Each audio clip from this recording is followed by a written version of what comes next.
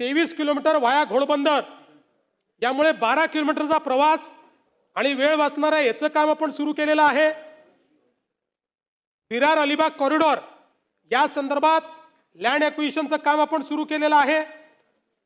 ठाणे क्रिक bridge, Mumbai आणि Navi Mumbai connectivity additional ब्रिजमुळे वाढणार आहे। ऐरोली ते कटई नाका प्रकल्प हा देखील आपण हातामध्ये घेतलेला आहे। मुंबईमध्ये 330 किलोमीटरचं मेट्रो नेटवर्क तयार होत आहे। मेट्रो 3चे 2 टप्पे खुले झाले आहेत। लवकरच मेट्रो 3 पूर्णपणे कार्यान्वित आम्ही करणार आहोत। ऑक्टोबरपर्यंतही कार्यान्वित करण्याचा आमचा प्रयत्न आहे। दहिसर डीएन नगर मंडाले, वडाला ते कासर वडवली, ठाणे भिवंडी कल्याण, स्वामी समर्थ नगर विक्रोळी, अंधेरी ते दहिसर, मीरा भाईंदर नवी मुंबई, गायमुख शिवाजीनगर, कासर वडवली, गायमुख मीरा रोड, तळोजा ते कल्याण, मीरा रोड ते विरार, विक्रोळी ते बदलापूर, अशा 14 मेट्रो मार्गाची आपण या ठिकाणी करतो आहोत। आणि याकरता एकात्मिक तिकीट प्रणाली आपण तयार केलेली आहे, ती यशस्वी झालेली आहे, त्याचं ट्रायल चाललेले आहे।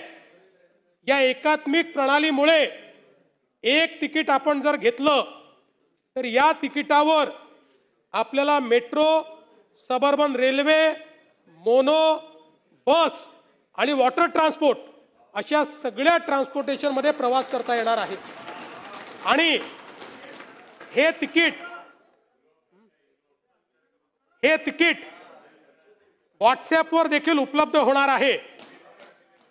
हेच तिकीट व्हॉट्सॲपवर होणार आहे, निवडणुकीचं तिकीट व्हॉट्सॲपवर मिळणार नाही। आणि यासोबत एक प्रयत्न अजून आमचा आहे। माननीय अध्यक्ष महोदय, मध्यंतरीच्या काळामध्ये सबअर्बन रेल्वेची एक मोठी दुर्घटना झाली आणि सातत्याने सबअर्बन रेल्वेला दरवाजे नसल्यामुळे ॲक्सिडेंट आपण झालेले पाहतो। अतिशय वाईट परिस्थितीत लोक प्रवास करतात। आज 2 क्लासेस आपण तयार केलेले आहेत। एकीकडे मेट्रो आहे जी पूर्णपणे एसी आहे, ज्याचे दरवाजे बंद होत आहेत, ज्याच्यामध्ये प्रवासाची ईज आहे, तीही मुंबईकरांना आहे।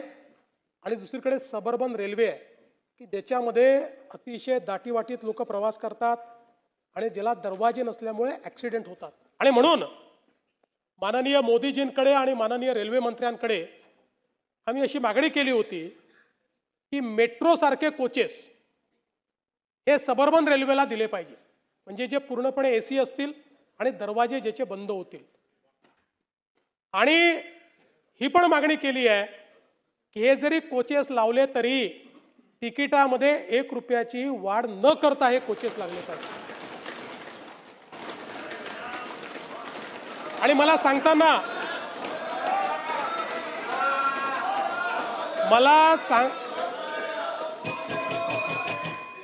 सांगताना याचं समाधान आहे। आजच सकाळी माननीय रेल्वे मंत्री मुंबईमध्ये होते आणि त्यांनी हे सांगितलं की आम्ही या संदर्भात सकारात्मक निर्णय घेतो आहोत।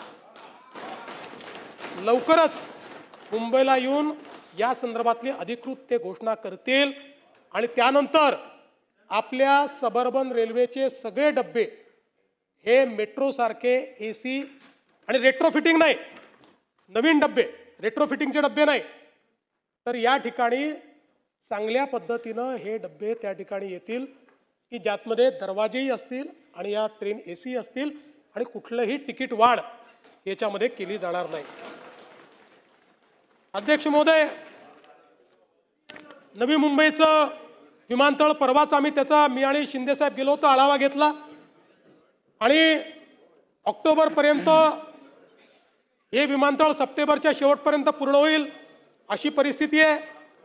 नैनाच्या संदर्भात आपल्याला कल्पना आहे, मी आता जास्त वेळ घेणार नाही, त्याचं डेव्हलपमेंट चाललंय। वाढवण या बंदराचं काम अतिशय वेगानं चाललेलं आहे। जगातल्या पहिल्या 10 मध्ये असलेलं वाढवणचं बंदर हे मुंबईला आणि महाराष्ट्राला एक नवीन मॅरीटाईम ताकद तयार करून देणार आहे। यासोबत नवी मुंबईमध्ये आपण एज्युसिटी तयार करतो। या एज्युसिटीमध्ये 10 फॉरेन युनिव्हर्सिटीज याव्यात अशी आपली अपेक्षा आहे।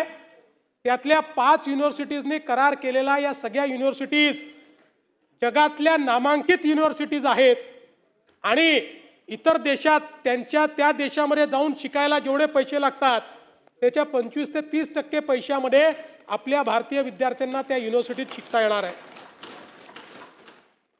भुजबळ साहेब.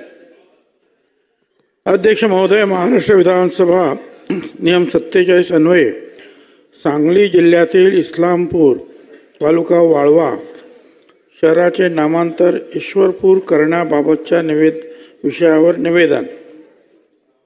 इस्लामपूर तालुका वाळवा जिल्हा सांगली या शहराचे नाव बदलून ईश्वरपूर करण्याची मागणी गेल्या अनेक वर्षापासून होत आहे.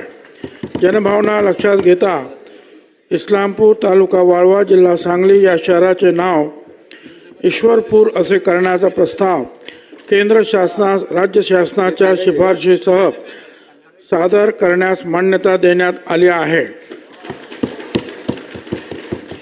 गाव शहर यांचे नाव बदलण्याविषयीचा विषय हा केंद्र शासनाच्या अखत्यारीत येत असून या प्रकरणी केंद्र शासनाच्या मार्गदर्शक तत्वाची पूर्तता होत असल्यामुळे याबाबतचा प्रस्ताव केंद्र शासनास शिफारशीसह सादर करण्यात येत आहे. केंद्र शासनाची मान्यता मिळाल्यानंतर इस्लामपूर शहराचे नामांतर ईश्वरपूर असे करण्यात येईल. Subscribe to Rashtriya Manav Adhikar Times for latest updates.